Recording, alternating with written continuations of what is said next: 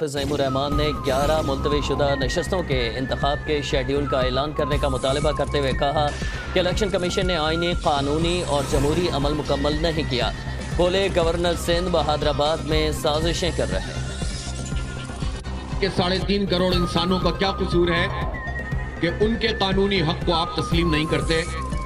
और बल्दियाती इंतखाब के फौरन बाद जिस शेड्यूल को अनाउंस हो जाना चाहिए था, आज 16 और 10 26 दिन गुजरने के बावजूद आपने उसे अनाउंस नहीं किया है।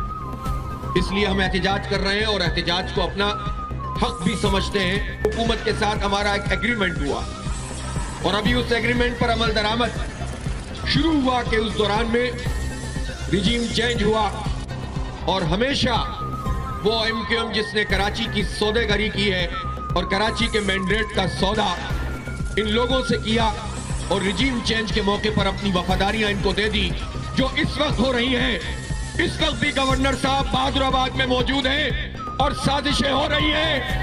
उस वक्त भी गवर्नर हाउस में साजिशें हो रही थी। मुख्तलिफ तरक्याती मंसूबों में 300 अरब रुपए की कटौती का फैसला कर लिया। IMF प्रोग्राम की बहाली के लिए कौम को कड़वा घोंट पीना पड़ेगा। हुकूमत ने अखराजात में कमी पर अमल दरामद शुरू कर दिया। मुल्की तरक्की और खुशहाली के मंसूबे भी जद में आगे। पहले से ही सुस्तरवी का शिकार पब्लिक सेक्टर डेवलपमेंट फंड में 300 अरब रुपए कटौती का फैसला कर लिया गया। इस इक़दाम से अवामी मफाद के बेशतर मंसूबे ताखीर का शिकार होंगे।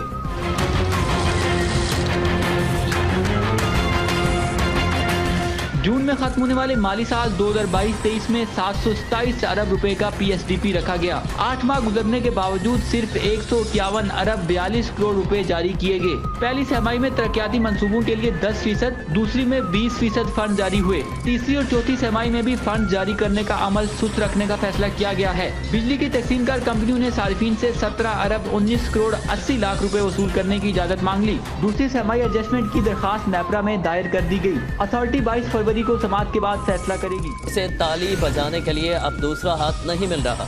मुस्लिम लीग नून की चीफ ऑर्गेनाइजर मरियम नवाज के इस्लामाबाद में तंजीमी कन्वेंशन से खिताब बोली, जब दूसरों की नाअहली से मुल्क डूबने लगता है तो नवाज शरीफ को कहते हैं आओ मुल्क बचाओ।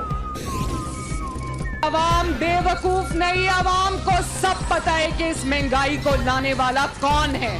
जो शख्स IMF के हाथों इस मुल्क को गिरवी रख कर गया, जो अवाम की तबाही का IMF का मुआहिदा करके आराम से जाके जमान पाक में छुप कर बैठा, उसको लाते, उसको कहते IMF से मुज़ाकरात करो। और फिर जब नाअहलों के हाथ में मुल्क आता है, मुल्क नीचे जाता है, तो फिर नवाज शरीफ को आवाजें देते हैं कि आओ और मुल्क को ठीक करो। PTI के अरकान कौमी असम्बली का अपनी नशिस्तों के इस्तीफों के बाद कराची के 9 हल्कों में ज़मीनी इंतखाबात का मामला। NA 256 से मुस्तफ़ा कमाल, NA 247 से तहरीक इंसाफ के आफ्ताब सिद्दीकी के कागजात नामजदगी मंजूर हो गए। NA 252 के रिटर्निंग अफसर ने फारूक सत्तार को 13 फरवरी दोपहर 12 बजे तक कागजात नामजदगी पर एतराज़ात दूर करने की मोहलत दे दी। हल्का NA 244 से PP उम्मीदवार फरहान गनी के कागजात नामजदगी मंजूर हो गए। कागजात की जाँच पड़ताल 13 फरवरी तक की जाएगी। मंजूर और मुस्तरद होने वाले कागजात नामजदगी के खिलाफ अपीलें 16 फरवरी तक जमा कराई जा सकती हैं। अपीलों पर फैसले 20 फरवरी तक होंगे। उम्मीदवारों की नजर सानी फहरिस्त 21 फरवरी को जारी होगी। 22 फरवरी तक उम्मीदवार इलेक्शन से दस्तबरदार हो सकेंगे और हतमी फहरिस्त जारी होगी। 23 फरवरी को उम्मीदवारों को इंतखाबी निशानात अलॉट होंगे। ज़मीनी इंतखाबात 16 मार्च को होंगे। अजायब की कहानी सिर्फ इंसानी तमद्दुन से ही नहीं जुड़ी, बल्कि इसका ताल्लुक इंसानी दिलचस्पी की दूसरी चीजों से भी है। कीमती पत्थर, कुर्राए अर्ज पर जिंदगी की इब्तिदाई अजसाम और न जाने क्या क्या दिलचस्पियाँ इंसान को अपनी जानिब खींचती हैं। क्वेटा में जियोलॉजिकल सर्वे ऑफ पाकिस्तान का म्यूजियम मुल्क का वाहिद मालूमाती और सयाहती मकाम है, जहाँ एक छत तले पूरी दुनिया देखने को मिलती है।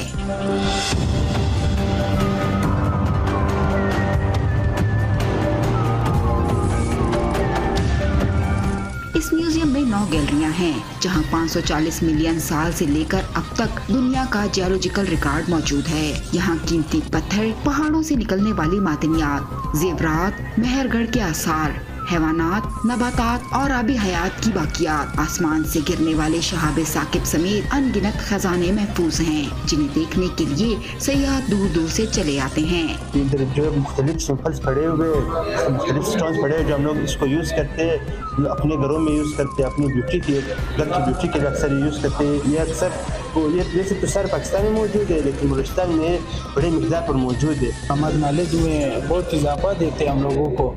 तो इसको अगर हम लोग देख के तो पहले पुराने ज़माने में कि क्या क्या इस अर्थ पे उन लोगों ने कौन कौन से मैमल्स ने कौन कौन से एनिमल्स ने ज़िंदगी गुजारी है। जीएसपी म्यूजियम के असिस्टेंट डायरेक्टर राहतुल्लाह कहते हैं कि बलूचिस्तान के कई इलाकों में अब भी कीमती आसार की तलाश जारी है।